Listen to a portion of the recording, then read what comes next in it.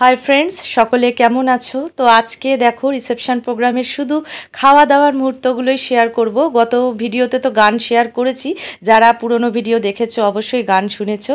तो आज के आर गान नय, आज शुधु खावा दावागुलोई चलो शेयर करी। तो आज के देखो प्रथमे कफि स्टल तखन सबे स्टार्ट होच्छे और ग्रामेर दिके एकटु सन्ध्या सन्ध्या करेई शुरू हय जानो।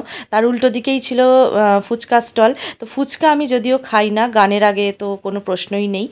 कफिटा खेयेछिलाम प्रोग्रामेर आगे चा बा कफि एटा आमी सब प्रोग्रामेई खाई। तो कफि खाওয়ার পরে এবার দেখো রাতের ডিনারের মুহূর্তে চলে গেলাম। তো চলো রাত্রিরে কি আছে চলো দেখাই। প্রথম পাতে ছিল ডাল আর আলুর চিপস। তো ডাল আর আলুর চিপস দিয়ে খাওয়া শুরু করলাম। তারপরে চলে এলো পটল চিংড়ি।